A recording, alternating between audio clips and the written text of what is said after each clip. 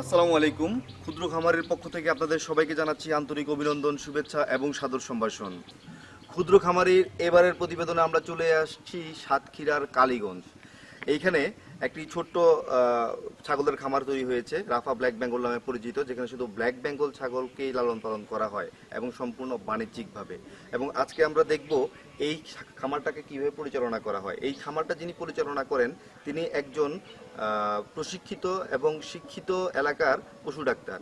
আমরা তার কাছ থেকে জানবো যে কিভাবে ছাগল লালন পালন করাটা খুব সহজলভ্য হয় এবং কিভাবে এটাকে পরিচর্যা করতে হয় এবং কি কি অসুখ হতে পারে এবং অসুখগুলো হলে কিভাবে সেই অসুখগুলোর চিকিৎসা করতে হয়। আমরা এই যাবতীয় বিষয়গুলো নিয়ে আজকে প্রতিবেদনটি সাজিয়েছি।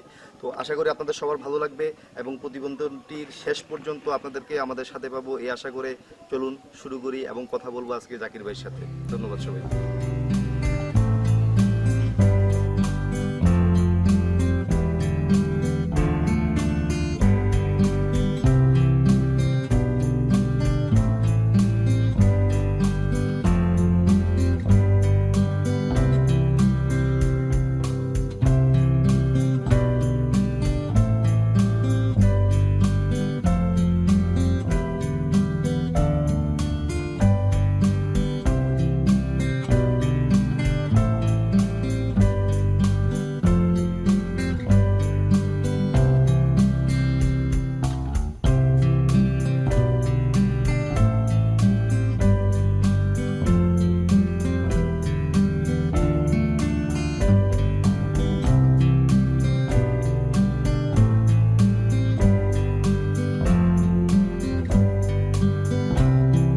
আমরা আজকে কথা বলবো সাতক্ষীরা কালীগঞ্জ উপজেলার রাফা ব্ল্যাক বেঙ্গল ফার্মের যে কর্ণধার বা যিনি শুরু করেছিলেন এবং প্রধান নির্বাহী কর্মকর্তা যাকে বলে, যিনি সম্পূর্ণ খামারটি পরিচালনা করেন, জাকির ভাইয়ের সাথে।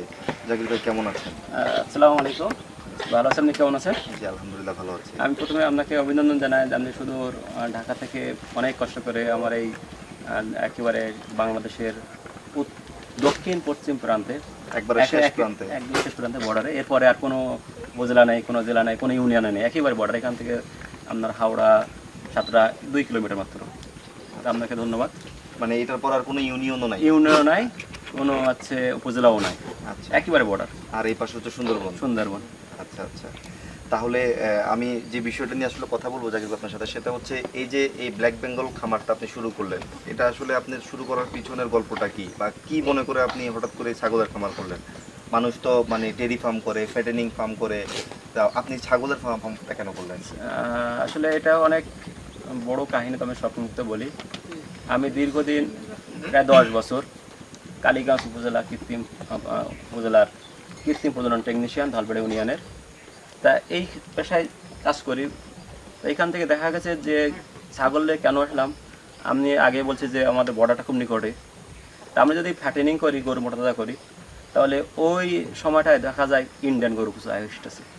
তাহলে আমাদের এখন ভুসির দাম হলো 36 টাকা, পালিশ হলো 30 টাকা, বুটটা ভাঙা হলো 22 টাকা, আরও অনেক যে খাদ্য একটা বিচুলির দাম হলো 3 টাকা। তো এই যে যখন খাওয়ানোর পরে যখন গরুরা হ্যাটুষ্ট হবে তখন বিক্রি করবো, তখন সেইটা আর দাম পায় না। কিন্তু আমি দেখলাম ছাগল এমন একটা জিনিস, এখানে ওইটা আমার টেনশন নাই, চাপ নেই যে আবার গরু আসবে তো দাম কমে যাবে। ছাগল তো আর আসে না, দাম কমে না। এটা আমি যা ইনভেস্ট করবো সেটা সবটাই করে সব পাবো। আর এখান থেকে আমি দীর্ঘদিন ফেসবুকে অনেক লেখালেখি দেখাদেখি করি। তারপর ভাবলাম না, এটা তো এতই ভালো যে গরু একটা শর্ট করলো মারা গেল, আমাকে কমপক্ষে 50,000 টাকা যাবে। আচ্ছা, কিন্তু একটা ছাগল যদি মারা যায়, বড় দুধের আমার হলো 5,000 টাকা যাবে। হ্যাঁ হ্যাঁ। আরও একটা মজার হলো, এই যে গরু সব মানুষই খায় না, অনেক মুসলমানই খায় না, হয়তো অসুস্থ, অ্যাসমা, অ্যালার্জির দোষ। কিন্তু ছাগল এমন একটা প্রাণী যে সব ধর্মের অবলম্বনের মানুষ, সবাই মানুষই খায়, ছোট বড় সবাই খায়। এই জন্য আমি বুঝলাম যে এইটা মনে আমার পাওয়ার জন্য পারফেক্ট হবে। এই খামার পরিকল্পনা আপনি শুরু করছিলেন কত সালে? এটা আমার হচ্ছে 2016 সালের লাস্টের দিকে। 2016 সালের লাস্টের দিকে বলতে হচ্ছে আপনি 17 সাল পুরোটা করলেন, আর 18 সাল এখন তো শেষ, মানে 18 সাল আসছে, তার মানে হচ্ছে অলমোস্ট 1 বছর আপনার এই খামার। 1 বছরে আপনার আপনি কতটা ছাগল দিয়ে শুরু করেছিলেন আর এখন কি পর্যায়ে আছেন? আমি একদম সর্বপ্রথম পারিবারিকভাবে আমাকে 2টা ছাগল ছিল। তারপরে আমার এক ভাই হচ্ছে ডাক্তার আব্দুল সালাম, ঢাকা মহাখালীতে ক্যান্সার হোমের পরিচালক, উনি আমাকে আমার ফেসবুকে স্ট্যাটাস দেখে উনি আমাকে বললো যে ছাগল পালনটা কি লাভজনক। তা আমি বললাম ভাই এটা লাভজনক, তা এটা কি বাণিজ্য করা যায়, আসলে কি লাভ হবে, কি মনে করিস তুই? তাই বললাম ভাই এটা করা যাবে। আমাকে আরও জিজ্ঞাসা করলো যে দেখ তুই মুরগি বা গরু এদের কোনটা লাভ? আমি ওনাকে সবটাই বললাম যে এটা ছাগলটাই লাভ। তো উনি আমাকে প্রথমেই আচ্ছা কিছু টাকা দিলো, তারপর আমি যখন অনেক খুশি হলাম যে আমি তো শুরু কিছু টাকা পেলাম না, উনি টাকা দিলো। তারপরে উনি পর্যায় করে আমাকে স্টেপ বাই স্টেপ হেল্প করলো টাকা দিয়ে। তারপরে আমি আর প্রথমেই 10টা 20টা ছাগল কিনছিলাম। আমি যখন ফেসবুকে স্ট্যাটাস দিতাম, ইটালিতে বসবাস করে বাংলাদেশের হচ্ছে বাসিন্দা, গোপালগঞ্জ কুটুরিপাড়ায় বাড়ি, আজিজ শিকদার, উনি আমার স্ট্যাটাস দেখে ছাগলগুলো দেখে অনেক মুগ্ধ, বলে ভাই আমাকে ছাগল দেওয়া লাগবে। তা প্রথম পর্যায়ে উনি বলতো না, আমাকে শুধু কথা বলতো। একটা পর্যায়ে আমার সাথে ভালো বন্ধুত্ব হয়ে গেল। আমাকে একদিন এভাবে বলছে ভাই আমাকে একটা জিনিস চাবো দেবেন। আমি কী জিনিস বললাম, ছাগল দিতে ভাই, আমি ছাগল তো খামা খুঁজছি, কেন বিক্রি করবো? কিন্তু আমাকে এভাবে বললো যে তুমি তো ছাগল পুষে শুধু ভালো ছাগল হবে আর ছাগলের ছবি তুলে দেওয়া আটকে রাখার জিনিস না, এটা সেল করার সময় একদম বলতে কী শুরু করছে। ঠিক আছে আপনি এগুলো আমার দেন, আপনি আবার এলাকা থেকে ছাগল পাওয়া যায় আপনার এলাকায়, এলাকাগুলো আপনি চিকিৎসক মানুষ বা বসবেন। তা উনি আমাকে অনেক রিকোয়েস্ট করার পরে আমি ওনাকে ছাগলগুলো দিয়েছিলাম। উনি আমার হচ্ছে সেখান থেকে আমার এই ছাগল আরও বেশি আগ্রহ লাগলো যে না আমার ছাগল বিক্রির তো টেনশন নাই। তারপরে আপনাকে একটা জিনিস বলে রাখি যে আমি ছাগলগুলো এখান থেকে যে বাজার থেকে কিনে স্থানীয় ব্যাপারীদের কাছ থেকে ছোটো ছোটো কিছু খামারি আছে তার কাছ থেকে আমি ছাগলগুলো ক্রয় করি। ক্রয় করার পরে আমি ভাবছিলাম যে এই ছাগলগুলো আমি সেল দেবো কোথায়, এই ছাগলগুলো ইনভেস্ট করতেছি। তো আলহামদুলিল্লাহ সারা বাংলাদেশ থেকে প্রতিদিন অনেক কল আসে যে ভাই আমি ছাগল খামার করতে চাচ্ছি, নতুন খামারি, আমাকে কি সাজেশন দিচ্ছেন, কোন ছাগলগুলো পালন করবো। তা অলমোস্ট বিবেচনা করে দেখা যাচ্ছে যে ব্ল্যাক বেঙ্গলটাই বেটার, কারণ এটা বছরে 2বার বাচ্চা দিচ্ছে, রোগ প্রতিরোধ ক্ষমতা এনে ছাগল থেকে অনেক ভালো। আচ্ছা, এবং এদের যেহেতু এটা আমাদের দেশের ছাগল, আমাদের দেশের ওয়েদারের সাথে খুব ভালোভাবে অ্যাডজাস্ট করে, যে অ্যাডজাস্ট আছে, সেখান থেকে আসলে মূলত আমার যাত্রাটা আরও প্রসার। আপনি হয়তো বা জানেন যে আমি রিসেন্টলি ছাগল পাঠিয়েছিলাম চিটাগাং নাসিরাবাদ 2 নম্বর গেট কামরুল ভাইয়ের কাছে, 44 পিস ছাগল পাঠাইছি। আবার তো দেখছেন যে কিছু শুরু করছি আবার, এটাই। আচ্ছা, আপনি যখন প্রথম শুরু করেন তখন কত টাকা ইনভেস্ট এবং কতটুকু জমি নিয়ে আর কয়টা ছাগল নিয়ে শুরু করেছিলেন? আমি প্রথমেই শুরু করছিলাম আমার 20টা ছাগল নিয়ে। আমার টাকার অঙ্ক ছিল 1 লক্ষ টাকা। আর জমি বলতে আমাদের এই যে ভিটাটা আছে এখান থেকে আপনার সব মিলে 5 কাঠা, একটু বেশি হবে, সব মিলে 5 কাঠা হবে। 5 কাঠা বলতে কত শতাংশ বা কত? 15 শতাংশ, 17 শতাংশ হবে। 17 শতাংশ, হ্যাঁ। মানে 17 শতক জমির মধ্যে আপনি 20টা ছাগল নিয়ে, এইটাই চরণভূমি, এখানে ঘাসের জায়গা, এখানেই ঘাসের জায়গাটা এখানে না, ঘাসের জায়গা আমাদের আরো 1 কিলোমিটার দূরে ঘাসের প্লট আছে, 1 বিঘা জায়গা, ওখান থেকে ওটা লিজ নেবা। আচ্ছা আচ্ছা, 7,000 টাকা। মানে আপনি 1 বিঘায় ঘাস করছেন আর এখানে 15 শতকের মধ্যে হচ্ছে আপনার চরণভূমি আর চরণভূমি, সেটা চরণভূমি, এর মধ্যে আপনার হয়ে যাচ্ছে। জি। তো এখানে যখন আপনার ছাগলের সংখ্যা বৃদ্ধি পায়, তো মনে করেন যে আপনার কি এমন হয় যে 1-1.5 ছাগল একসাথে আছে? না 1-1.5 হয় না, হচ্ছে আমার সর্বোচ্চ 80 পিস ছাগল হয়েছে। আর ওই পর্যন্ত আসার আমাকে সময় আমি পাই না, কারণ 80 পিস ছাগল যখন হয়েছে, 80টা ছাগল থাকার জন্য কি জায়গাটা যথেষ্ট? 80 পিস জায়গার জন্য যথেষ্ট, কারণ এখানে তো আর এই বাইরে যে খাবে না, আচ্ছা, আমি তো আর মুখিয়ে এনে খাদ্য দেবো। আমরা যদি এটা বলি যে এখন যে নতুন একটা পদ্ধতি আবিষ্কার হয়েছে সেটা হলো আপনার স্টল ফিডিং। Stall feeding. তো স্টল ফিডিংটা যে অল্প জায়গায় ছাগল থাকতেছে, আমার সেই হিসেবে যদি আমি আমার 80 পিস স্পেস অনেক বেটার, অনেক বেটার। এবং আরও সুন্দর হলো যে ওইখানে ওইটার বাইরে দেখতে হবে না, আর এখানে বাইরে থাকছে কোনো খাওয়া পাচ্ছে, রোদ পাচ্ছে, বাতাস পাচ্ছে, সব কিছু হচ্ছে। আচ্ছা, তাহলে আমরা মনে করতেছি যে সেটা হচ্ছে আপনার এই 80টা ছাগল থাকার জন্য আপনার এই 15 শতক জায়গাটাই এনাফ, যথেষ্ট পরিমাণ জায়গা। আচ্ছা, এই ছাগল যদি নতুন কেউ এই ছাগলের পরিকল্পনা করে যে সে একটা ছাগলের খামার করবে, আপনি মনে করেন যে কতটা ছাগল দিয়ে তার শুরু করা উচিত? আমার মনে হয় নতুন খামার হিসেবে তাকে প্রথমেই সর্বোচ্চ 20টা দিয়ে শুরু করা। কেননা এখানে এটা জীবন্ত প্রাণী নিয়ে আমাদের খেলা, এর সুখ আছে, অসুখ আছে, এর ভালো আছে, মন্দ আছে। কোনো কারণবশত একটা ছাগল অসুস্থ হয়ে গেল, সে যদি আমরা ট্রিটমেন্ট দিয়ে ফিরে না আনতে পারি তাহলে মন ভেঙে যাবে। এর মন ভেঙে যাওয়ার পর থেকে সে হয়তো বা হাল ছেড়ে দেবে, তখন আমাদের যায় অল্প পথ দিয়ে যাবে। আর 20টা ছাগল এই জন্যই, কারণ 10টা ছাগল অনেকেই পালন করে, 10টা ছাগল দিয়ে যে আমি সময় দেবো, এত অল্প সংখ্যক দিয়ে একে জন্য কিছুই হয় না। একজন নতুন খামারি সে 20টা ছাগল বাজার থেকে বা তার এলাকা থেকে ক্রয় করলো, ক্রয় করার পরে যখন সে তার খামারে নিয়ে আসবে, প্রথম অবস্থা তার করণীয়? একটা ছাগল, একটা খামারি যদি নতুন খামার করতে চায়, তাহলে আমার পরামর্শ হলো যে যদি বাজার থেকে না নিয়ে সরাসরি গ্রাম থেকে নেওয়া হয়, এটা অনেক ভালো। কারণ আপনি যে একটা ভালো ছাগল ক্রয় করতে যাচ্ছেন বাজার থেকে, পাশে যদি অসুস্থ ছাগল থাকে তাহলে রোগ আপনার হতেই পারে। আপনাকে আগে জানা লাগবে সুস্থ অসুস্থ ছাগল চেনার জন্য। নতুন খামারে তো এটা তো তাদের জানা নেই, সে ছাগল হয়তো সস্তায় পাবে কেন্দ্রে। তা 20টা ছাগল দিয়ে তার নতুন খামারিকে শুরু করা ভালো, এবং প্রথমে পর্যায়ে তাকে করণীয় হলো ছাগলটা সুস্থ ছাগল দেখে কিনতে হবে। তা না হলে স্থানীয় যে আমাদের উপজেলা পর্যায়ে প্রাণী সম্পদ দপ্তরের যারা আছেন ওনাদের কাছে একটু ধারণা নিতে হবে, স্যার আমি খামার করতে যাচ্ছি, আমাকে সুস্থ অসুস্থ ছাগল সম্পর্কে একটু ধারণা দেন। অলমোস্ট সব প্রাণী চিকিৎসকরাই অনেক আন্তরিক। তা ওখান থেকে ধারণা নেওয়ার পরে আপনি ছাগল 20টা দিয়ে শুরু করার পরে আমরা যেটা করি সেটা 1 সপ্তাহ আমাদের একটা ঘর আছে, কোয়ারেন্টাইন শেড বলি আমরা, ওটা ওখানে 1 সপ্তাহ রাখি। 1 সপ্তাহ আনার পরই আমরা কিছু এনজাইম পাউডার দিই, ডিভেড, ডিজিটপ, জামিউট এই গ্রুপের সপ্তাহের সাথে এইগুলো দেওয়া হয়। যে অনেক ছাগল দেখা যায় যে ব্যাপারীরা বন্যা নালে পানি দিয়ে পেট ভরিয়ে নিয়ে আসে, অনেক কিছু খাবার নিয়ে আসলো, যদি অসুস্থ দেখা দেয় চেষ্টা ক্লিয়ার হলো, তারপরে ওখানে প্রথম পর্যায়ে একেবারে নর্মাল ডোজ ডায়াডিন ট্যাবলেট সালফার গ্রুপের। কারণ আমি তো গাভিন ছাগল অনেক প্রেগনেন্ট থাকতে পারে, অন্য ওষুধ দিলে বাচ্চা অ্যাবর্শন হতে পারে, কিন্তু ডায়াডিনটা অ্যাবর্শন হয় না। এখানে আমি 3 দিনের কোর্সটা করবো, যদি কোনো জাম থাকে তাহলে সেটা 3 দিন হবে। তারপরে 3 দিন পরে আমরা 5 দিন করে দেখি কোনো সমস্যা নেই, 7 দিনের মধ্যে আমরা কিউমের ইঞ্জেকশন করবো। ইঞ্জেকশনটা আমি এমন ইঞ্জেকশন করি যে কলিজা কিমড়ি, গোল কিমড়ি, ফুসফুস কিমড়ি, আদার সব কিমড়ির কাজ করে, ইভেন উকুন, আটলি, মশা মাছিরও কাজ করে, সেটা হলো ইমেটিন প্লাস বা আইভারটিন প্লাস এই গ্রুপের ইঞ্জেকশনগুলো করবো। তারপরে আমার মূল শেডে আমার স্তম্ভ করবো। আচ্ছা, তাহলে আমরা প্রাথমিক অবস্থাটা জানলাম। এরপরে আমাদের মানে একটা ছাগলকে সুস্থভাবে লালন পালন করার জন্য কি কি টিকা এবং কোন কোন সময় টিকাগুলো দিতে হবে? টিকা হলো সবচেয়ে ছাগলের জন্য পিপিআর রোগটা সবচেয়ে মারাত্মক। পিপিআর রোগটা সবচেয়ে মারাত্মক।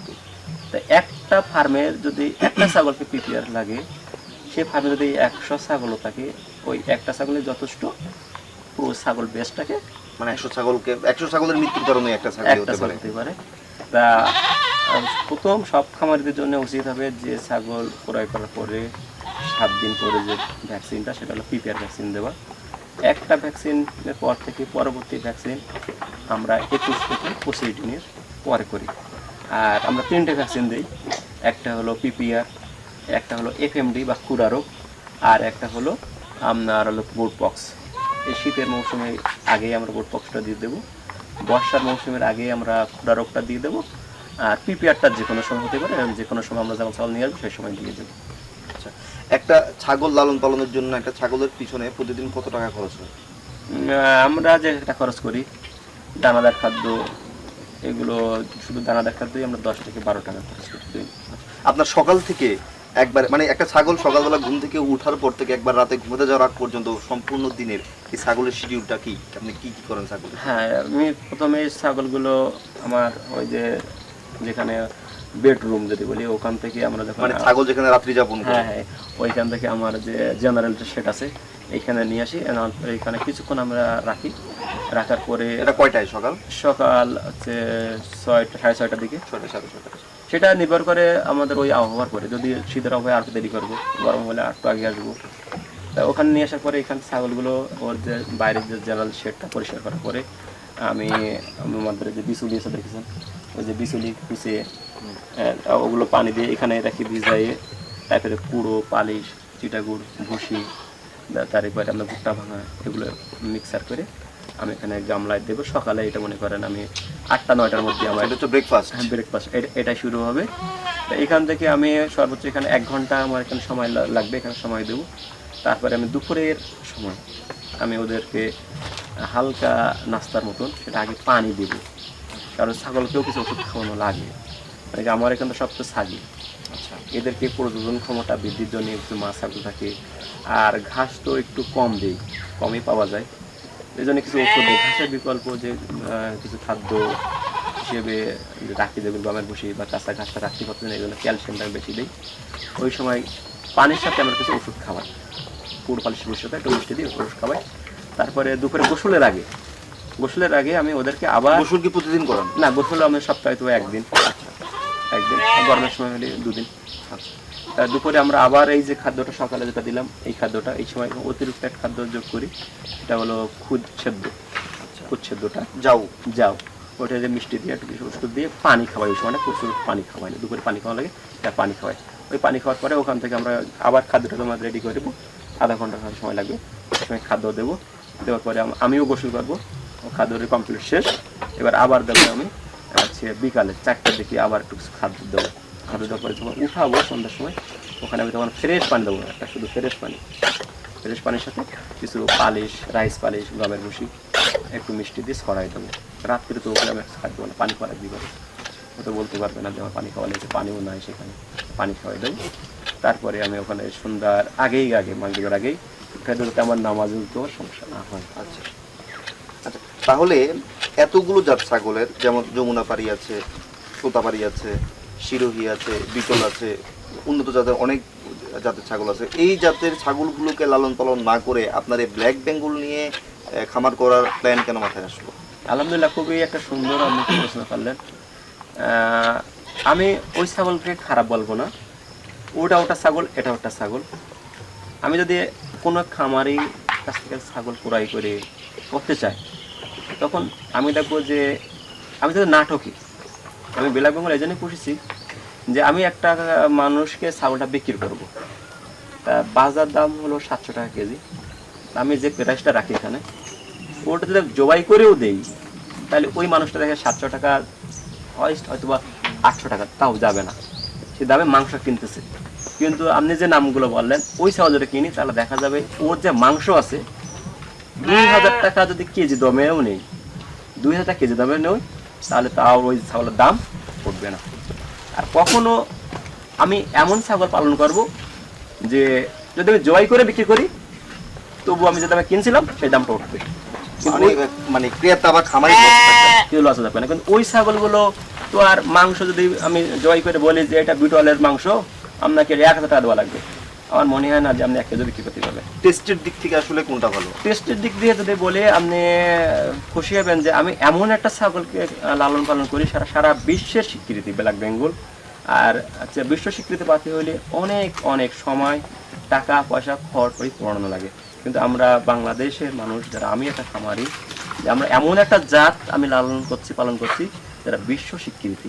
আরেকটা বিষয় আমি একটু জানতে চাই আপনার কাছে, সেটা হচ্ছে আমি ভারতের জলপাইগুড়িতে দেখেছি, আমি ক্যালকাটায় দেখেছি, আমি অনেকগুলো জায়গাতে দেখেছি, দার্জিলিংয়ে দেখেছি, ওরা যে জিনিসটা বলে সেটা হচ্ছে এই ব্ল্যাক বেঙ্গল নাকি ওদের জাত। আসলে কি ওদের জাত না আমাদের জাত? এটা আসলে ব্ল্যাক বেঙ্গলটা আমাদের বাংলাদেশেরই জাত। আমি এটার কিছু রেফারেন্স দেই, যদি আমরা রয়্যাল বেঙ্গল টাইগার, এইখানে রয়্যাল বেঙ্গল লেখা আছে। তারপরে আমাদের যারা খেলা করে ওদেরকে আমরা কি যেন বলি, টাইগার বলি।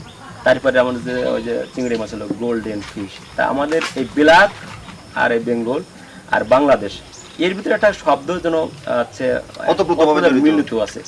ওরা যদি বলে যে এটা আমাদের জাত, তাহলে তাদের নামের কত দিক দিয়ে যদি কোনো মিল দেখাতে পারবে না। কিন্তু আমরা যদি বলি বাংলাদেশের প্রথম যে বট আসলো, এটা আমরা ব্ল্যাক বেঙ্গল, এটা যদি বলি। আর মূলত ওদের চাইতে আপনি হয়তো দেখবেন যে ওদের এই ব্ল্যাক বেঙ্গল তুলনায় বাংলাদেশের ব্ল্যাক বেঙ্গলটা অনেক বেশি, প্রত্যন্ত অঞ্চল সবার বাসায় কম বেশি আছে। আচ্ছা, এই ব্ল্যাক বেঙ্গল ছাগল যে ব্ল্যাকই হইতে হবে এমন কোনো কথা আছে? না, ব্ল্যাক বেঙ্গলের কালারটা মূলত 3 রকমের পাওয়া যায়। ব্ল্যাক বেঙ্গলের কালারটা আর নামের সাথে একটু তফাৎ আছে। যে ব্ল্যাক বলতে সাধারণত কালোকে বোঝানো হয়েছে। আমাদের দেশি যে ছাগলগুলো কালো রঙের বেশি পাওয়া যায় বলেকে নামকরণটা ব্ল্যাক বেঙ্গল করেছে। সাথে সাথে সাদা আছে, কিছু এই যে খয়েরি রঙের কিছু ছাগল আছে। সাধারণত ব্ল্যাক বেঙ্গল 3টা কালার হয়ে থাকে। একটা হলো কালো, সবচেয়ে বেশি, এটা মনে করেন আমরা 60 থেকে 70% এই কালো রঙটাই পাওয়া যায়। তারপরে আপনার যে খয়েরি রঙের এখান থেকে এটা, আর ব্ল্যাক সাদা, এই দুইটা। ব্ল্যাক খয়েরিটা 20% হতে পারে, বাকিটা হলে আপনার সাদা রঙেরটা আছে বা মিক্সার রাখতে পারে। আচ্ছা, 20টা ব্ল্যাক বেঙ্গল ছাগল লালন পালন করে বছরে কত টাকার মতো মুনাফা করা সম্ভব? ব্ল্যাক বেঙ্গল আসলে 1 বছরের হিসাব না, ব্ল্যাক বেঙ্গলের হিসাবটা আপনাকে নিতে হবে 1.5 বছরের। 1.5 বছর বলতে হচ্ছে মানে 18 মাস। আমরা যদি একটা ব্ল্যাক বেঙ্গল হিসেব করি, যদি আমরা একটা অ্যাডাল্ট ব্ল্যাক বেঙ্গল কিনি, যারা একবার বাচ্চা দিচ্ছে এমন একটা ছাগল ক্রয় করি, তাহলে 18 মাসে ওর কাছ থেকে ছাগল পাবো আমরা ম্যাক্সিমাম, যদি 2টা করে ধরি তাহলে 11 পিস ছাগল পাবো। 11 পিস।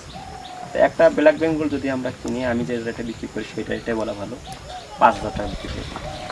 তাহলে ওর 18 মাসে আমি যদি 11টা ছাগল হয়, তাহলে 11টা ছাগলের দাম হলো 5,000, 55,000 টাকা। একটা ছাগল থেকে আমি পেলাম 55,000 টাকা। 20টা ছাগল থেকে আমাকে কত আসবে?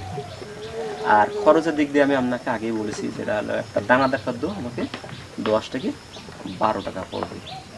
আপনি হয়তো বলতে পারেন যে 11টা, একটা ছাগল থেকে 11টা ছাগল হলে কীভাবে, কেন খাসি হতেই পারে।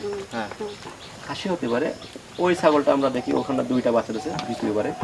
এই খাসিটা যখন এই দুধ ছাড়ান দেবে, তখন আমরা কি করব, এই খাসিটা বিক্রি করে দেবো বাজারে। দিয়ে খাসিটা বিক্রি করে আমি ওই টাকা দিয়ে আমি ওর চাইতে বড় ছাগল কিনতে নিশ্চয়ই কিনতে পারবো, ছাগি কিনতে পারবেন। জি। তাহলে আমি যে ওই যে 11টা বাচ্চা হলো, যে খাসিটা তখন তো মা হিসেবে ধরা হয়েছিল, কিন্তু এখন এইটাই পেয়ে যাচ্ছে। 6 মাস পরে যে আবার ডাক নেবে, মানে আপনার এই খাসি থেকে রিপ্লেস হয়ে এটা মা ছাগল হয়ে যাচ্ছে। এবং শুধু তাই না, এখানে খাসিটা যদি আমি 6 মাসে যে দামটা পাচ্ছি, আমি যে ছাগলটা কিনবো, আরো 700 টাকা থাকবে আমার পকেটে। আচ্ছা, মানে এখানে আপনার এখানেও একটা ইনকাম থেকে যাচ্ছে। ইনকাম থাকবে। আমাকে কিছুটা পারদর্শিতা দেখাতে হবে, দুর্দশা চিন্তা করতে হবে যে যে ছাগলটা আগের ভিতরে কিছু ছাগল হতেই পারে, যে ছাগলটা হিটে আসতেছে না ঠিক মতো, আমি ওকে ইয়ে করে দেবো, ওকে রিলিজ করে দেবো, নতুনকে নিয়ে আসবো। আর ব্ল্যাক বেঙ্গল যদি হয় তাহলে খুবই ভালো। এটা তো আপনাকে দেখাবো যে 5.5 মাস থেকে 6 মাসে যে প্রথমবারে হিট হয়েছে, একবারে কনসেপ্ট হয়েছে। আচ্ছা, তাহলে আপনার মতে হচ্ছে একটা ছাগল থেকেই 1.5 বছরে মানে 18 মাসে 55,000 টাকা প্রফিট করা সম্ভব। আর একটা বিষয় হচ্ছে যে অনেকেই ক্রস ছাগল পুষতে চায়। তার কারণটা হচ্ছে ক্রস ছাগল যেটা সাইজে বড় হয় বা উন্নত জাতের ছাগলের মতো হয়, মাংস বেশি হয়, এই বিষয়ে আপনার পরামর্শ কি? আসলে ছাগল পালন দুইভাবে আপনাকে চিন্তা ভাবনা করতে হবে যে আমি কি উদ্দেশ্যে পালন করব। কেউ যদি ফ্যাটেনিং পদ্ধতি অবলম্বন করতে চায় তাকে কোরাস ছাগল পুষ্টি হবে। কেউ যদি প্রোডাকশানে যায় তাহলে তাকে ব্ল্যাক বেঙ্গলের বিকল্প নাই। কোরাস ছাগল আর হচ্ছে ব্ল্যাক বেঙ্গলের তফাৎটা হলো যে কোরাস যে কোনো ছাগল হতে পারে। কোরাস বলতে আমরা ওই ছাগলকে বলবো যে তার নিজস্ব জাত ছাড়া অন্য একটা জাতের সংমিশ্রণে একটা বাচ্চা হয়েছে, সেটা কোরাস বলবো। যদি আমরা ব্ল্যাক বেঙ্গলের সাথে আদার্স যে কোনো, ব্ল্যাক বেঙ্গলের সাথে সবচেয়ে যমুনা পাই কোরাসটা ভালো। আচ্ছা, দেখতেও ভালো, আবার কাছাকাছি যদি আমরা রাখি। তো এতে কি কোনো সমস্যা হবে ব্ল্যাক বেঙ্গলের সাথে যমুনা পাড়ি ক্রস করলে? একটা সমস্যা হবে, আরেকটা ভালো হবে। সমস্যা একটা হবে যে ওর যে বাচ্চা উৎপাদন ক্ষমতাটা ও কিছুটা হারাই ফেলবে, 50% চলে আসবে। আর সুবিধা হবে যেটা ব্ল্যাক বেঙ্গলের যে মাংসটা হতো, যে বয়সের যে ওয়েট হতো, তার চাইতে যমুনা পাড়ি আরও বেশি ওয়েট এবং হাইট বেশি। আচ্ছা, যার কারণে ওর মাংসটা বেশি হবে। আমরা একদিকে হারাবো আর একদিকে পাবো। আপনাকে প্রতিরোধ ক্ষমতা কেমন থাকবে? রোগ প্রতিরোধ ক্ষমতা যদিও কোরাস, তবে ব্ল্যাক বেঙ্গলের চাইতে একটু হারাবে, কারণ যমুনা পাড়ি আর ব্ল্যাক বেঙ্গল ওটা কাছাকাছি।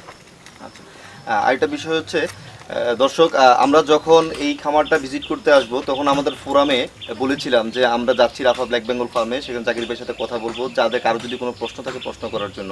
তাই আমরা এখন মূলত প্রশ্ন উত্তর পর্বে চলে যাব এবং প্রশ্ন উত্তর পর্ব থেকেই আমরা বিদায় নেব। তো যাচ্ছি প্রশ্ন উত্তর পর্বে, আপনারা যে যে প্রশ্নগুলো করেছিলেন আমরা সেগুলোর উত্তর দেওয়ার চেষ্টা করব। ধন্যবাদ। জাকির ভাই, সাইফুল ইসলাম নামে এক ভাই প্রশ্ন করেছে যে ভাই জাতটা কীভাবে চিনবো, ব্ল্যাক বেঙ্গল জাতটা সে কীভাবে চিনতে পারবে? খুবই একটা কমন এবং সুন্দর প্রশ্ন ব্ল্যাক বেঙ্গলটা সম্পর্কে। আমরা ব্ল্যাক বেঙ্গল যদি চিনতে চাই তাহলে ব্ল্যাক বেঙ্গলের সাইজটা হবে একটু খাটো ছোটো এবং হচ্ছে এটা চৌক আকৃতির, কানটা হবে খাড়া খাড়া, ছাগি বা পাঠার ম্যাক্সিমাম ছাগলের দাড়ি থাকবে, আর ওর শরীরটা পাছাটা একটু ভারী থাকবে, মাথার দিকটা আর এই লেভেলটা দেখে মনে হবে যে একজন পাছা ভারী। আচ্ছা, ঘাটটা একটু খাটো হবে, মাথাটা একটু ছোটো হবে, শিং থাকবে, এটাই ব্ল্যাক বেঙ্গলের। আর পাগুলো মোটামুটি ছোটো ছোটো থাকবে, রঙটা কালো, আর হচ্ছে কানটা ঝোলা হবে না, খারাপ হবে। আচ্ছা, আরেকটা প্রশ্ন হচ্ছে এমডি আমিনুল ভাই করেছেন, কতটা বাচ্চা দেয় একসাথে ও হিটে আসে কতদিন পর, আর অসুখ বিসুখ হয় কেমন? কতটা বাচ্চা দেয় ব্ল্যাক বেঙ্গলের যে রেকর্ড আছে সেখানে আমি দেখেছি যেটা একটা ছাগল একটা টাইমে 5টা ছাগল বাচ্চা দেওয়া পর্যন্ত, এবং আমার ফার্মে 3টে পর্যন্ত বাচ্চা দিয়েছে, একটা টাইমে 3টে। আর হিটিয়াসে যদি একটা বাচ্চা সদ্য প্রসবের পর ওই বাচ্চাটা যদি ব্ল্যাক বেঙ্গল হয়ে থাকে 5.5 থেকে 6 মাসে তো হিটিয়াস শেষ। আচ্ছা, আর অসুখ বিসুখ কেমন হয়? অসুখ বিসুখ যদি আমরা অসুখ বিসুখ কথা বলি, যে যে ভ্যাকসিনগুলো যদি দিয়ে থাকি আর আমরা পরিষ্কার পরিচ্ছন্ন যদি ভালো ম্যানেজমেন্ট থাকে, তেমন অসুখ বিসুখ নেই বললেই চলে। আচ্ছা, নাইম ভুঁইয়া প্রশ্ন করেছিলেন যে 15 শতকে কয়টা পালা যায়, মানে আলাদা কোনো ঘাসের জমি থাকবে না, টোটাল 15 শতকের মধ্যে উনি কয়টা ছাগল পালন করতে পারবে ঘাসের জায়গা সহ? ঘাসের জায়গা সব যদি বলি সম্ভবত এটাই উনি বোঝাতে চেয়েছে। আর 15 শতক যদি ছাড়া ওনার ঘাসের জায়গা আলাদা থাকে, সেটা তো আমরা প্রথমেই বলে দিয়েছি, আপনি নিজেই তো 15 শতক থেকে শুরু করেছেন। যার ঘাসের জায়গা আলাদা থাকবে না তার ক্ষেত্রে সে কয়টা পালতে পারবে? তার ক্ষেত্রে তাকে তো ঘাস দিতেই হবে। আপনারা হয়তো বা দেখেছেন আমাদের এখানে ঘাস আছে, আমাদের এক আঙ্কেল উনি ঘাস কিনে আমরা বিক্রি করে আমাদের কাছে 3 দিন পর 1 টাকা করে 1 বস্তা ঘাস দিয়ে দেয়। আর 15 শতকের ভিতরে ঘাস যদি হয় তাহলে তো 5 শতক করে যদি ঘাস লাগায়, সেখানে এরকম গোড়া বিশিক ছাগল, সেটা দানাদার খাদ্য খড় খাওয়াই 20টা ছাগল লালন করতে পারবে। আচ্ছা, এর পরের প্রশ্ন হচ্ছে সিরাজুল ইসলাম সিরাজ, উনি প্রশ্ন করেছেন এদের বৈশিষ্ট্যগত সম্পর্ক ভালোভাবে বললে ক্ষুদ্র খামারিরা খুবই উপকৃত হবে। মানে ব্ল্যাক বেঙ্গল ছাগলের বৈশিষ্ট্যগুলো, সেটা আমরা প্রথম প্রশ্নে হয়তো বলেছিলাম যে জাত কিভাবে চিনবো। হ্যাঁ, অনেক আলোচনায় আমরা বলছি। হ্যাঁ, তো আমরা সেটা বাদ দিয়ে গেলাম। এরপরে পাবেল শফিউল্লাহ ভাই প্রশ্ন করেছেন ব্ল্যাক বেঙ্গল ছাগল খুব কম দুধ দেয়, যা তার 3টা বাচ্চার জন্য পর্যাপ্ত না, সেক্ষেত্রে 3য় বাচ্চাটিকে কিভাবে খাওয়াতে হবে? খুব সুন্দর একটা প্রশ্ন। তবে যদি ব্ল্যাক বেঙ্গল ছাগলকে 3টে বাচ্চা দেয়, কিছু ছাগল আছে যাদের দুধ উৎপাদনের জন্য একটু দুর্বল, কিছু ছাগল আছে অনেক দুধ দেয়। তা আমাকে যখন আমি ব্ল্যাক বেঙ্গল ছাগল ক্রয় করবো, সেক্ষেত্রে একটু সম্ভব চেষ্টা করতে আমার ওলানের গঠনটা একটু বড় দেখতে হবে। আর কোনো কারণবশত যদি আমার তৃতীয় ছাগলটা দুর্বল হয়ে যাচ্ছে, তখন ওর সাথে আমরা যে বাজারে যে আপনার গুঁড়ো দুধ আছে এগুলো জালে খাওয়াই দিতে পারি, অথবা গরুর সরাসরি দুধটা, অনেকেই গরুর দুধটা নিয়ে জ্বালায় পানি দিয়ে। জাল দেওয়া যাবে না। জাল দেওয়া যাবে না। কেন জাল দেওয়া যাবে না? যখন আমরা ছাগলকে তার বাচ্চাকে তার বানিয়ে দিচ্ছে, সে তো আর জাল দিচ্ছে না। গাভী তার মানকে দিচ্ছে, সে তো জাল দিচ্ছে না, পানি দিচ্ছে না। আমরা যদি ওই দুধটা সরাসরি বাচ্চারা দিই, তাহলে এখানে কোনো পানির সংমিশ্রণ হলো না, কোনো আমার সাপাতগুলো এখানে হওয়ার সম্ভাবনা হলো না। আমরা ডাইরেক্ট ওখান থেকে ডাইরেক্ট গাভীর দুধটা মানে ছাগলের বাচ্চাকে খাইয়ে দিতে হবে। আচ্ছা, এরপরে যেটা সেটা হচ্ছে 20টা ব্ল্যাক বেঙ্গল বছরে কত লাভ করা যাবে এবং কতটুকু জমির ঘাস লাগবে জানালে উপকৃত হব, এটা আমরা একটু আগে আলোচনা করেছি। আচ্ছা, কৃমির ডোজের ব্যাপারে বিস্তারিত জানাবেন, সেটাও আপনি বলেছিলেন। তবু আমি এখানে আরেকটু বলি। কৃমি হলো একটা বাচ্চা প্রসবের পরে যদি দেখা গেছে যে ওর মা যখন প্রেগনেন্ট হয়েছে, তখন যদি আমরা কৃমি ওষুধ না দিই, আলটিমেটলি দেখা যায় ওর মাও তো কৃমি আক্রান্ত হয়ে গেল, এবং ওর নাভি দিয়ে বাচ্চার শরীরে স্টোমাকের যে যে খাদ্য পুষ্টিগুলো যাচ্ছে, যে ক্যানেলটা গোড় কৃমিগুলো ওখানে যাতায়াত করে।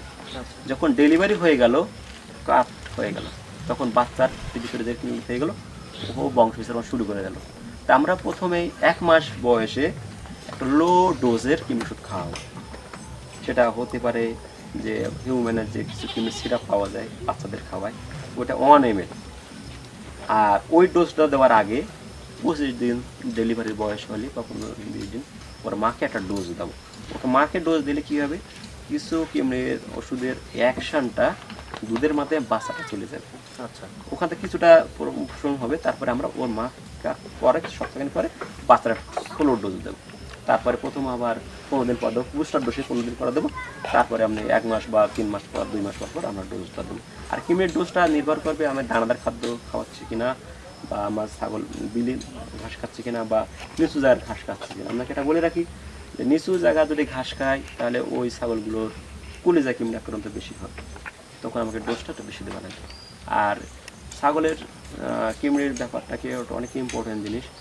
আমরা গরুদের যেমন কলিজার কৃমির ইঞ্জেকশন করি, বড়ি খাওয়াই, ছাগলকে দেখা যায় না এমনটা হয়, হচ্ছে খাওয়াই, কিন্তু ছাগলকেও কলিজার কৃমি হতে পারে, হয়ে থাকে। এই জন্য আমরা সেম গরুর যে ওষুধগুলো ব্যবহার করব, এখানে ব্যবহার করবো, শুধু ডোজটা আমাদের হাইট আর ওয়েট, বেশি ওয়েটটা বিবেচনা করে। একটা প্রশ্ন ছিল যেটা হচ্ছে পাঠা গর্ভবতী ছাগল থেকে দূরে রাখার প্রয়োজন কেন? এটা সুন্দর একটা প্রশ্ন। পাঠা যদি গর্ভবতী ছাগলের কাছাকাছি থাকে, পাঠারা আসলে অন্য ছাগলের চাইতে শক্তিশালী হয়ে থাকে। কোনো কারণবশত ওকে আঘাত করতে পারে। আঘাত করার কারণে ওই ঘর পেয়ে যদি বাচ্চাটা মারা যেতে পারে বা অন্য কোনো অসুস্থ দেখা দিতে পারে, এই জন্য আলাদা রাখাই ভালো। অনেক দূর থেকে আমাদের জন্য একটা প্রশ্ন আসছে, একবারে ওয়েস্ট বেঙ্গল ক্যালকাটা থেকে আসছে, সেটা হচ্ছে বাপ্পা দে। তো বাপ্পা ভাইয়া যে প্রশ্নটা করেছেন সেটা হচ্ছে খামারের সিকিউরিটি ব্যবস্থা, বিশেষ করে রাতের প্রোটেকশনটা কেমন হতে হবে, ক্যামেরা বা লেজার সিকিউরিটি ব্যবস্থা চালু করলে কেমন হয়? মার্শাল্লাহ, যে আসলে সিকিউরিটি ব্যবস্থা অনেক ইম্পর্ট্যান্ট বিষয়। আমরা যদি একটু বলি, আমাদের এক ভাইয়ের হচ্ছে একটা খামার আছে, সেখান থেকে দিনের বেলায় শিয়ালে আক্রমণ করেছে, শিয়ালে। আচ্ছা, ওনাকে পরপর 2টা ছাগলকে আক্রমণ করেছে। একটা ছাগল একে খেয়ে ফেলেছে, আর একটা অসুস্থ অবস্থাকে ছাড়াই নেওয়া হয়েছে, এখানে কামড়াইছে শুধু এইখানটায়, চিকিৎসা দিচ্ছে আল্লাহর মধ্যে ভালো। আর যখন বাণিজ্যিকভাবে তো খামার করা হবে তখন সিকিউরিটি ব্যবস্থা তো রাত্রে চুরি হতে পারে, এই জন্যে তার অ্যাবিলিটি বুঝে সে সিকিউরিটি ব্যবস্থা নেবে। আচ্ছা, সেক্ষেত্রে সিকিউরিটি ব্যবস্থা আমার মনে হয় সিকিউরিটি ক্যামেরাটাই এনাফ, তাই না? আচ্ছা, এরপরে বাপ্পা ভাই দাদারই আরেকটা প্রশ্ন ছিল, সেটা হচ্ছে সকাল থেকে রাত পর্যন্ত কতবার খাবার দেওয়া হয় এবং কয়টা বাজে এবং কয়টা বাজে? যেমন আমি যেমন 8:30টায়, সকাল 8:30টায় একবার খাবার দেই, 12টা থেকে 1টার মধ্যে একবার খাবার দেই, এবং 3:30টায় একবার খাবার দেই, এবং রাত 8টা থেকে 9টার সময় একবার খাবার দেই। তো মানে ওনার খাবারের শিডিউলটা ঠিক আছে কিনা, বা আপনি কিভাবে খাবার দেন? ওটা সুন্দর আছে, আমরা যেরকম আমরা ওইটা আমরা রাত্রিটা দেই না, আচ্ছা, আপনি রাতেরটা দেন, আপনি রাতেও দেন, রাত্রে দেই। তো এটা ওনার জন্য ভালো। আচ্ছা, এরপরে ওনার প্রশ্ন হচ্ছে যদি সম্ভব হয় ম্যানেজমেন্ট অ্যান্ড বাজেট সম্পর্কে একটু বিস্তারিত আলোচনা করা। ওটা আমরা করেছি, কিন্তু খাতা সম্পর্কে উনি কিছু জানতে চাচ্ছেন যে খাতা মেনটেন করতে হবে কিভাবে। হ্যাঁ, এখানে বেশ কিছু খাতা মেনটেন করা প্রয়োজন। একটা হলো ছাগল গর্ভবতী একটা রেকর্ড খাতা, আচ্ছা, তারপরে ছাগল হচ্ছে ক্রয় খাতা একটা, তারপরে হলো আপনার ভ্যাকসিন বা চিকিৎসা দেওয়ার জন্য আলাদা একটা রেজিস্টার, একটা বিভিন্ন করে 4-5টা রেজিস্টার মেনটেন করে। আচ্ছা, নাজমুল হাসান, আমরা একটু সংক্ষেপে আলোচনাগুলো শেষ করবো, হ্যাঁ, আমাদের সময় খুবই সংকীর্ণ। নাজমুল হাসান ভাই প্রশ্ন করেছেন ব্ল্যাক বেঙ্গল ছাগল ডেইলি কি পরিমাণ খাবার খায় অ্যান্ড প্রফিট কেমন, কি কি খাবার খেতে দিতে হবে ফার্ম করলে, কাইন্ডলি ডিটেলস একটু জানাবেন। আমরা ডিটেলসটা একটু সংক্ষেপে বলি। কী কী খাবার আমরা যদি বলি, গমের ভুসি, রাইস পালিশ, কুড়া, ভুট্টা ভাঙা, কি পরিমাণ উনি মানে পরিমাণটা জানতে চাইছে আর কি। এগুলো মিক্সার করে আপনার একটা ছাগলের বডি ওয়েটের 3 থেকে 4%। আব্দুর রৌফ ভাই জানতে চেয়েছে, আমি জানতে চাই আমাদের বাংলাদেশের মশার যে উপদ্রব, তাতে মশার সময় ছাগল বা গরুর খামারে মশার বিরুদ্ধে কি ব্যবস্থা নেওয়া যায়, উত্তরে আশায় রইলাম। ধন্যবাদ ভাইজান। খুব সুন্দর একটা প্রশ্ন, খুবই সুন্দর প্রশ্ন, ধন্যবাদ। খুবই একটা ভালো কার্যকরী জিনিস আমরা ব্যবহার করতে পারি, খুব কস্টলি, খুব কম, এটা হলো ডিজেল। আচ্ছা, আর ডিজেল আমরা যে কোনো একটা বোতলে ঢুকাই, স্প্রে যে হ্যান্ড স্প্রে মেশিন আছে, ওখানে দিয়ে আমরা পুরো রাউন্ডটা স্প্রে করে দিই, তাই এমন সুন্দর মরে, যদি একটা উড়ন্ত পাখির গায়ে যদি গুলি করা হয় যেমন টাস করে পড়ে যায়, ডিজেলটা যদি কোনো মশার গায়ে যদি লাগে বা স্প্রে করা হয় তাহলে টপ টপ করে পড়ে যায়। আচ্ছা, আচ্ছা, ধন্যবাদ। আচ্ছা, ঠিক আছে। সাদাত হোসেন ভাই বলেছেন ভাই প্রোগ্রামের ভিডিও চাই। সাদাত হোসেন ভাইকে যেটা বলবো সেটা হচ্ছে প্রোগ্রামের ভিডিও আপনি অবশ্যই পাবেন। আপনি যেটা করবেন সেটা হচ্ছে www.youtube.com/ক্ষুদ্রখামারি। এখানে গিয়ে আমাদের ক্ষুদ্র খামারি বা ক্ষুদ্র খামারি লিখে ইউটিউবে সার্চ দিলেই পাবেন আমাদের অফিসিয়াল ইউটিউব চ্যানেল, সেখানে আপনি ভিডিওগুলো পাবেন। এছাড়াও আমাদের সব ভিডিও আপনি ক্ষুদ্র খামারি ফেসবুক গ্রুপও শেয়ার করা হয়, যেমন facebook.com/group/ক্ষুদ্রখামারি। এছাড়াও আমাদের নিজস্ব ওয়েবসাইট www.ক্ষুদ্রখামারি.com ওয়েবসাইট থেকে আপনি পাবেন। ক্ষুদ্রখামারি স্পেলিংটা আমি একটু বলে দিচ্ছি। ক্ষুদ্রখামারি হচ্ছে KHUDROKHAMARI, ক্ষুদ্রখামারি। সো ক্ষুদ্রখামারি.com-এ আপনার জন্য আমরা অপেক্ষা করব, সেখানে আপনি সব ভিডিও পাবেন, সেখান থেকে আপনি ভিডিওগুলো নিতে পারবেন। ধন্যবাদ আপনাকে। এরপরে আলী আকবর ভাই প্রশ্ন করেছে, আমি খামার করতে চাই, প্রাথমিক প্রস্তুতি হিসেবে কি কি করণীয়, কতটি ছাগল দিয়ে শুরু করলে ভালো হবে, ছাগলের ঘর ছাড়া খোলা জায়গায় কতটুকু হলে ছোটখাটো একটি খামার করা যাবে, প্রাথমিক বাজেট কত দিলে ভালো হবে, এটা আমরা আলোচনা করেছি। মিরসরাই, এটা ভিন্ন প্রজেক্ট। এরপরে হচ্ছে এই ফার্মের ছাগলের কি কি রোগ হয়েছিল অ্যান্ড কি ধরনের মেডিসিন দিলে সেই রোগ থেকে প্রতিকার পেয়েছিলেন, মানে আপনার এই খামারে পর্যন্ত কি কি রোগের সম্মুখীন আপনি হয়েছেন এবং সেগুলো কিভাবে ওভারকাম করেছেন? হ্যাঁ, এখানে আমার ছাগলের রোগ বলতে আমি শুধু একটাই দেখতে পাচ্ছি, সেটা হলো সর্দি আর কাশি। এছাড়া ঠান্ডা জনিত রোগ, সর্দি কাশি জ্বর, ঠান্ডা গরম, এটা কারণে এগুলো দেখা গেছে, তাছাড়া কোনো রোগ। এটার জন্য আপনি কি প্রতিষেধক ইউজ করেন? এটা যদি ছাগলটা যদি প্রেগনেন্ট না হয়ে থাকে তখন আমরা পুরোমিন ট্যাবলেট, ওর সাথে আমরা জেন্টাসন ইঞ্জেকশন, অ্যাস্ট্রোবেট ইঞ্জেকশন, এগুলো 3 দিন কোর্স একটা করা হয়েছে, ওটা ভালো মাসাল্লাহ। ইকবাল তালুকদার প্রশ্ন করেছে যে ব্ল্যাক বেঙ্গল ছাগল নেপিয়ার ঘাস ও খড় খায় না, কিভাবে ঘাস ও খড় খাওয়ানোর অভ্যাস করা যায়? এখানে নেপিয়ার ঘাসে খড়ের সাথে একটু আপনার চিটে গুড় দেবে আর রাইস পালিশ মশলা। আচ্ছা, এরপরে হচ্ছে রাজমৌ প্রশ্ন করেছে, ভাই when you finish your programme please update video you Facebook thanks. আপনি ফেসবুকের সাথে থাকলে সেটা পাবেন। ভাই ব্ল্যাক বেঙ্গল পার্টির এটা প্রশ্ন করেছে, প্রবাস জীবন ভালো লাগে না। যাই হোক, এই ধরনের ফেসবুক নাম এখন অনেক আসছে আমাদের দেশে। ভাই ব্ল্যাক বেঙ্গল পার্টির সাথে কি জাতের পার্টি, না এটা প্রার্থী হবে, ব্ল্যাক বেঙ্গল পার্টির সাথে কি জাতের পাঠা তারা ক্রস করলে ভালো হয় সেটা জানতে চাই। আমরা বলেছিলাম যমুনা পাড়ির সাথে ব্ল্যাক বেঙ্গল ক্রস করানোর জন্য। আমার মনে হয় পিওর যমুনা পাড়ি না হয়ে ক্রস যমুনা পাড়ি হলে ভালো, তাই না? হ্যাঁ, যমুনা পাড়ি ভালো না। এখানে আবার যদি আমার ব্ল্যাক বেঙ্গল ছাগিটা যদি বড় হয়ে থাকে তখন আমরা আবার ব্ল্যাক যমুনা পাড়ি বড়টার সাথে কোটাল, বড়টার সাথে যদি আমার ছোটো ব্ল্যাক বেঙ্গল হয় কোরাস যমুনা পাড়ি ব্ল্যাক বেঙ্গল পাটার সাথে কোটাল দেবো। আচ্ছা আচ্ছা। এরপরে হচ্ছে যে ব্ল্যাক বেঙ্গল ছাগল নেপিয়ার, এটা আমরা উত্তর দিয়েছি। দর্শক, আপনাদের আরও অনেক প্রশ্ন ছিল, সময়ের সন্নিহিতার কারণে আমরা সবগুলো প্রশ্ন উত্তর দিতে পারছি না, তবে আমরা অবশ্যই আপনাকে আপনার উত্তর ইনবক্স করব, আপনি ইনবক্স চেক করলেই পাবেন। তো জাকির ভাই, এই এতগুলো প্রশ্নের মাঝে আমার একটা ছোট প্রশ্ন আছে, যেটা হচ্ছে এই যে আমরা দেখেছি আপনার খামারের মধ্যে যে ছাগল আর গারল বা ভেড়া আপনি একই সাথে লালন পালন করছেন, এতে কোনো মানে ক্ষতির সম্ভাবনা আছে কিনা বা কোনো সমস্যা হবে কিনা? এটা এই প্রশ্নটা আমাকে অনেকেই ফেসবুক থেকেও করে, আপনিও প্রশ্নটা করলেন।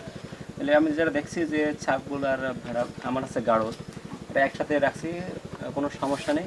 এমনকি আপনাকে একটা জিনিস শেয়ার করি, সেটা হলো যে আপনারা শুনছেন যে ভেড়া মল খায়, পায়খানা খায়, কিন্তু পায়খানার ভিতরে সবচেয়ে একটা ক্ষতিকর জিনিস থাকে, সেটা যদি ভেড়া বা খায়, তারা যদি ভালো থাকে, তাহলে ছাগলের খামারের ভিতরে আমি যেটা পাইছি যে ছাগল যে খাদ্যটা খায় উদ্দিষ্ট নষ্ট করেছে সেটা গাঢ় মানুষাই খেয়েছে। আর একসাথে রাখার ক্ষেত্রে যে ছাগলের যে রোগ প্রতিরোধ ক্ষমতা, তার চাইতে রোগ প্রতিরোধ ক্ষমতা হলো আমার গাড়লগুলো। তার জন্য গাড়লকে যে অসুস্থ হবে এমনটাও না, আবার ছাগলকে অসুস্থতা হবে এমনটাও না। আর কিছু রোগ তো সহজে আসেই, একটা তো হতেই পারে, সেক্ষেত্রে তো আমাদের পৃথককরণ করে চিকিৎসা আছে। নর্মালি যে ছাগল ভেড়া একসাথে গাড়ল রাখলে কোনো সমস্যার সম্মুখীন হয়নি, আর আশা করছি না যে হবে। আচ্ছা আচ্ছা, আর একটা বিষয় হচ্ছে যেটা যে এই যে ভেড়া বা গারলের পশম বিক্রি করা যায় যেটা, সেটার মানে প্রচলন আমাদের দেশে কেমন হয়েছে, নাকি পশম আপনি ফেলে দেন?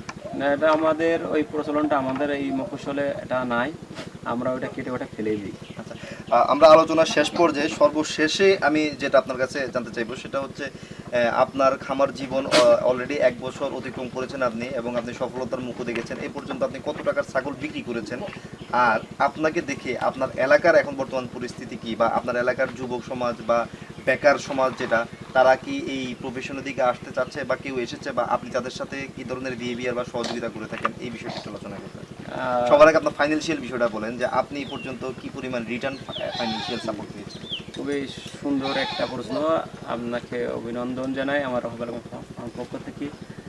এই যে ফার্ম যে স্টার্টিং থেকে আমাদের উপজেলা প্রাণী সম্পদ দপ্তরের কালীগঞ্জ উপজেলা প্রাণী সম্পদ দপ্তরের উপজেলা প্রাণী সম্পদ কর্মকর্তা ডাক্তার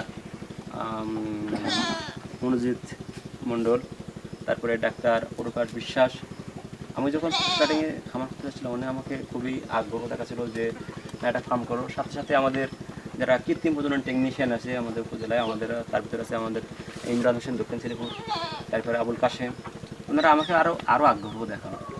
ইভেন আমার এই খামারটা শুরু হওয়ার পরেই আমার গ্রামের চাচাতো ভাই উজ্জ্বল ভাই, উনিও একটা ছাগলের খামার শুরু করেছে, সেখানে হয়তো এখন 12টা ছাগল আছে। সাথে সাথে আমাদের আরও পার্শ্ববর্তী ইউনিয়নে আছে আজগার ভাই ওখানে শুরু করেছে, আবুল কাশেম ভাই উনিও একটা রেশনে শুরু করবে। আর আমার এই খামারের যে ছাগলের বাইরের যে চাহিদা, এটা মেটানোর জন্য আমি অলরেডি আমার ইউনিয়ন ছাড়া আরও 2টা ইউনিয়নের মতো 3টি ইউনিয়নে আমি এই ছাগলের ক্ষুদ্র খামারিদের মতো ছোট ছোট ফ্যামিলিদেরকে নিয়ে এই ছাগল পালনের প্রশিক্ষণ দেই, 1 দিনের অথবা 3 দিনের, দিয়ে ওদেরকে আমি ছাগল বাজার থেকে কুড়াই করে ওদের বাসায় দিয়ে দেই। যদি কেউ 10টা ছাগল রাখে তাহলে তার জন্য একটা ঘর দেই, মশারি দেই, আর সমস্ত ঔষধ চিকিৎসা ফ্রি। আর ওখান থেকে বর্গা, মানে যদি একটা বাচ্চা হয় তাহলে যদি নতুন ছাগলের বাচ্চা হলেও তার যদি একবার বাচ্চা গাভিন ছাগলের 2টা বাচ্চা ও তার একটা এভাবে দিই। আর কোনো কারণবশত যদি ছাগলটা উঠায়নি, আমার যখন চাহিদা থাকে উঠায়নি, ওনাকে একটা চোরানি খরচ দিয়ে দিই। আর হচ্ছে একটা প্রশ্ন ছিল যে লাভটা ব্যাপারে, যে আমি এই 1 বছরের ভিতরে আজকে 3বার বাইরে আমি বড় অঙ্কের একটা ছাগল পাঠাইছি। প্রথমে পাঠিয়েছিলাম গোপালগঞ্জ দাউকান্দিতে, তারপরে পাঠিয়েছিলাম আপনার বরিশালে মাসুম ভাই, আর সর্বশেষ পাঠাচ্ছি চিটাগাং হাসিরাবাদ কামরুল ভাই। আর এখন আমাকে অর্ডার আছে 2টা, একটা হলো আপনার শাওন ভাই সাভারে, আর সাদাত মামুন উনি হচ্ছে লালমনিরহাট নারায়ণগঞ্জ এখানে।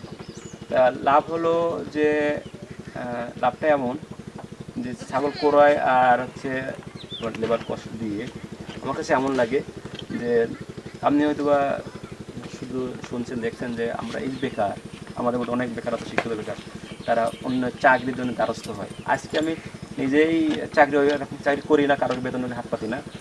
আমি ইনশাল্লাহ আজকে বেতন মানুষকে দিই, শুধু একজনকে না, আমি 2 জনকে বেতন মাসিক একটা বেতন দিই।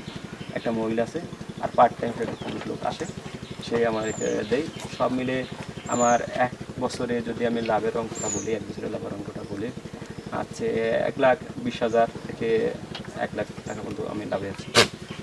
মানে 1 লক্ষ টাকার মতো আপনি লাভ করেছেন? লাভ করেছি। মানে 1,20,000 থেকে 1 লাখ টাকা এরকম আপনার লাভ হয়েছে। তার মানে হচ্ছে আপনি খামারের জীবনে সফল, এবং আপনার এই 1 বছরে 1,20,000 টাকা মানে হচ্ছে প্রথম পর্যায়ে আপনার 1 বছরের মধ্যেই আপনার প্রতি মাসে 10,000 টাকা করে মানে। আর এটা হলো আরও আমার বেশি হতো, কিন্তু আমার যে পরিমাণে অ্যাবিলিটি দরকার ছাগলের, যে পরিমাণ চাহিদা সেই পরিমাণ না থাকায় আমি বেশি প্রসার করতে পারতাম। যদি কেউ বাণিজ্যিকভাবে করে বা আমার এই ফার্মটা যদি আমি আর প্রসারিত করতে পারি। আমার প্রসারের ক্ষেত্রে আপনার প্ল্যান কি? আমার প্রসারের ক্ষেত্রে আপনারা হয়তো দেখছেন আমরা এখানে আরও একটা নতুন সেট করেছি, যেটা হলো আপনার ফার্মেস্টাগুলো রাখা হবে, তারপরে গার্ডোলেন্সটা রাখা হবে, তারপরে কিছু জেনারেল স্টক করা আছে। এবং আরও একটা জমির সাথে কথা হচ্ছে যে সেখানে সে লিজ দেওয়ার জন্যই, যদি লিজ পায় তাহলে আমার ইচ্ছা আছে যে সবসময় আমার ফার্মে 100 ছাগল স্ট্যান্ডিং থাকবে সব সময়ের জন্য। আচ্ছা, ঠিক আছে জাকির ভাই, অনেক জরুরি কাজ ফেলে রেখে আমাদেরকে সময় দিয়েছেন, আপনাকে অনেক ধন্যবাদ। ভালো থাকবেন। আর ক্ষুদ্র খামারি যারা আছেন আমাদের সাথে এবং যারা আমাদের এই ভিডিওটি দেখছেন, তাদের সবাই প্রতি আন্তরিক কৃতজ্ঞতা জ্ঞাপন করছি সময় দিয়ে আমাদের এই ভিডিওটি দেখার জন্য। আর এরপরে হয়তো অন্য কোনো প্রজেক্ট নিয়ে বা অন্য কোনো খামার পরিদর্শনে আমরা চলে যাব। সকল দেশের সকল খামারিরা সফলতা অর্জন করুক এই কামনায় আজকে এখানে বিদায় নিচ্ছি। সবাইকে আন্তরিক ধন্যবাদ জানিয়ে শেষ করছি আমাদের আজকের অনুষ্ঠান। ভাই আপনার পক্ষ থেকে। আমি আপনাদেরকে ধন্যবাদ জানাই। আমরা সুদূর ঢাকা থেকে আমার এই দক্ষিণবঙ্গের একেবারে শেষ সীমানায় বাংলাদেশের শেষ সীমায় রাফা বেলাগঞ্জ ফার্মে আসার জন্য ধন্যবাদ জানাই আমাদের ক্যামেরাম্যান রিতম ভাই, এবং কুমিল্লা থেকে আগত হচ্ছে সাজ্জাদ ভাই, আর আপনি ভাষ্যকার আজিম ভাই। আপনাকে অনেক অনেক ধন্যবাদ রাফা বেলাগঞ্জ ফার্ম। আপনাকে অনেক ধন্যবাদ। ধন্যবাদ সবাইকে। এক ভাই প্রশ্ন করেছিলেন যে যদি ছাগলের 3টা বাচ্চা হয় এবং একটা বাচ্চা যদি পর্যাপ্ত পরিমাণ দুধ না পায় সেক্ষেত্রে কি করা যেতে পারে, সেটা এখন আমরা একটা ভিডিওর মাধ্যমে আপনাদেরকে দেখাবো। চলুন দেখে আসি। ওকে, এখানে এই বাচ্চাটার এই মা ছাগলের বাচ্চা বড় হয়ে গেছে, সেটাকে বিক্রি করে দেওয়া হয়েছে, কিন্তু তার কাছে এখনো দুধ আছে। আর এই বাচ্চাটা তার মার 3টা বাচ্চা আর কি, তো সে পর্যাপ্ত পরিমাণ দুধ পাচ্ছে না, সেজন্য এখন এই বাচ্চাটাকে এই ছাগলের দুধ খাওয়ানো হবে। এইভাবে আপনারা এই দুধের ঘাটতি পূরণ করতে পারেন। আমরা দেখাবো যে আসলে এই যে অন্য ছাগলকেও দেখাবো যে সে অল্প দুধ খায়, আমরা এটা দেখানো নেই একটু কাজ করে।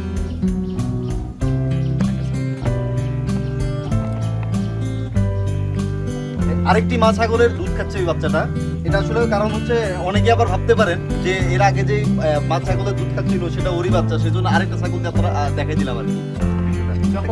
যখন যে 3টা ছাগলের একসাথে 3টা বাচ্চা, যখন 3টে বাচ্চা দুধ পায় না, যখন দুধ কেউ দিতে পারে, তখন আমরা অন্য মাছ ছাগল যার দুধ বেশি হয় সেগুলোকে খাওয়াতে পারি, বা অনেক ছাগল বাচ্চা দিচ্ছে আর দুধ খাচ্ছে না মা, এইভাবে খাওয়াতে